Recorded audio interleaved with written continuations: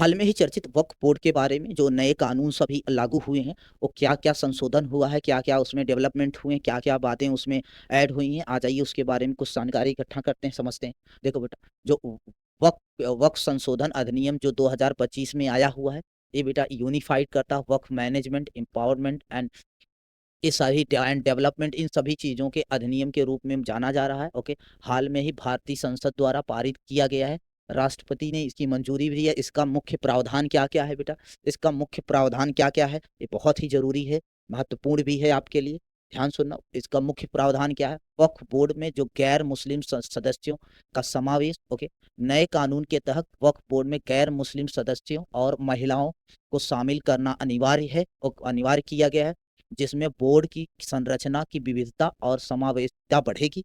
Okay, एक ए line आपके लिए काम की है। दूसरा, वक्फ संपत्तियों का डिजिटलीकरण होना बहुत जरूरी है। सभी वक्फ संपत्तियों का विवरण विवरण एक केंद्रीकृत ऑनलाइन पोर्टल पर दर्ज किया जाएगा, जिससे जिससे क्या होगा बेटा, उनके प्रबंधन में पारदर्शिता और जवाबदेही सुनिश्चित होगी। ओके, ये भी एक रूल लाया गया।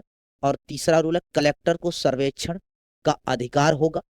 कानून के अनुसार जिला कलेक्टर, कानून जो जो अभी रूल है उसके अनुसार जो जिला कलेक्टर होगा, जिला कलेक्टर को वक्फ संपत्ति का सर्वेक्षण करने का अधिकार दिया गया है, जिससे संपत्ति का सही दस्तावेजीकरण और निगरानी में सहायता मिलेगी। ओके, ये है।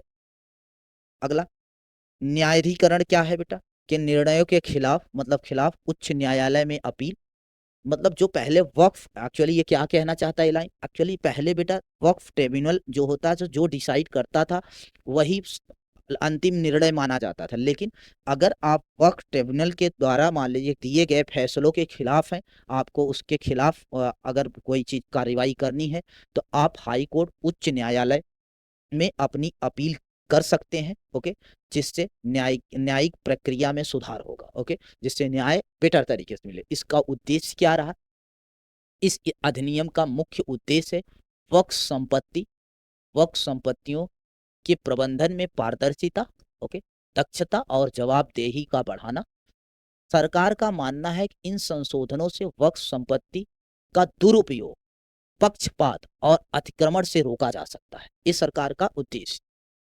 विवाद और आंदोलन की बात करें तो हालांकि इस अधिनियम को लेकर के कुछ मुस्लिम संगठन और विपक्षी दलों का विरोध जताया है।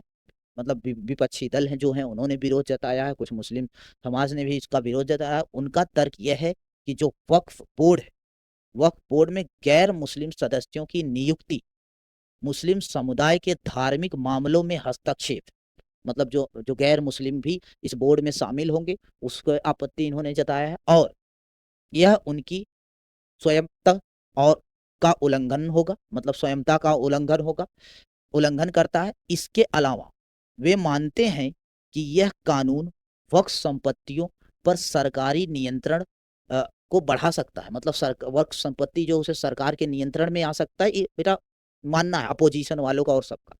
कुल मिलाकर वक्फ अधिनियम 2025 का उद्देश्य वक्फ संपत्ति के प्रबंधन में सुधार लाना है, लेकिन इसके कुछ प्रावधानों को लेकर के समाज में मतभेद और बहस जारी।